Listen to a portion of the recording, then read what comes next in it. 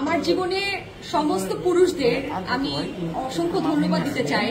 আমার মনে হয় ওই যে বলে না, সৃষ্টির যা কিছু সুন্দর কল্যাণকর অর্ধেক তার করিয়াছে নারী অর্ধেক তার নর। So without the support of the man, আমার জীবনে পুরুষ, আমার বাবা, আমার ভাই বা আমার জীবনে যে পুরুষরা এসছেন তাদের প্রত্যেকের সাপোর্ট ছাড়া আজকে হয়তো আমি যতটুকু অ্যাচিভ করেছি অতটা অ্যাচিভ করা হতো না।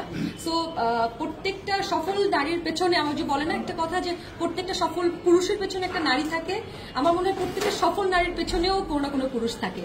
So thanks all the man, যাদের জন্য নারীরা আসলে নারী হয়ে ওই যে ফেমিনিজম টার্মটা আমরা বলতে পারি ওইটা আসলে তাদের পুরুষদের সেটার জন্য অনেক অবদান আছে। আর ইটস নেভার অ্যাবাউট নারী হিসেবেই নারীত্ব দেখাতে চাই সেটা না। আমার মনে হয় আমরা feminism is all about equality. আমরা শুধুমাত্র নারী হিসেবে অগ্রাধিকার চাই, নো, পুরুষরা যতটুকু পায় আমরা ততটুকুই পেতে চাই। আমরা চাই না আমাদের নারী হিসেবে এক্সট্রা কোনো বেনিফিটস দেওয়া হোক, পুরুষও সেই বেনিফিটস পাক যতটুকু আমরা পাই।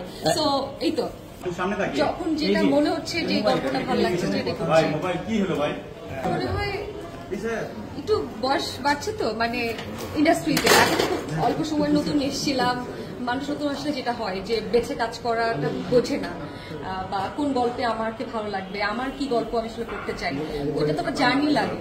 তো ওই জার্নিটা পার করে আসলে একটা জার্নি দরকার হয়।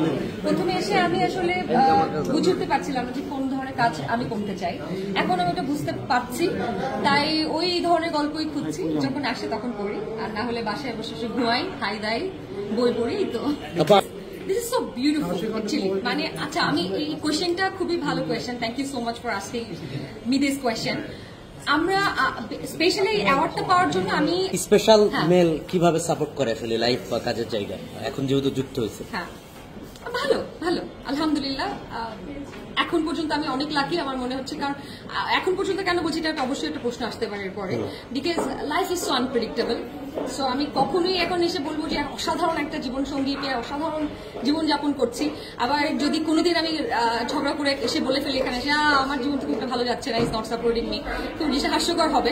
বাট আসলে লাইফটা এরকমই, কোনোদিন খুব ভালো যাবে, কোনোদিন খারাপ যাবে, life is like that. It's not because of marriage, it's because of আমার মনে হয় I have got that maturity now যে কোন কাজটা আমার করতে হবে, কোন কাজটা করতে হবে না, কোথায় আপনাদের কোন প্রশ্নের উত্তর কিভাবে দিতে হবে, এটুকু আমি বোঝা শুরু করেছি। দ্যাটস ওয়াই হয়তো আমার কাজের সংখ্যা কমে গেছে। আগে আমি অনেক কাজ করতাম, যেটা বুঝতাম না সেটাও করতাম, যেটা বুঝতাম সেটাও করতাম। সো সেটা এরকম না। আচ্ছা, আমার কাছে বড় পর্দা ছোট পর্দা একটা ম্যাটারই করে না। আমার কাছে গল্প ইজ দ্য থিং। গল্প যদি ভালো হয়, আপনি আমাকে একটা শর্ট ফিল্ম করান বা একটা ছোট্ট যে কোনো একটা ছোট্ট নতুন একটা ইউটিউব চ্যানেল একটা কাজ হোক, বাট গল্প ইজ এভরিথিং।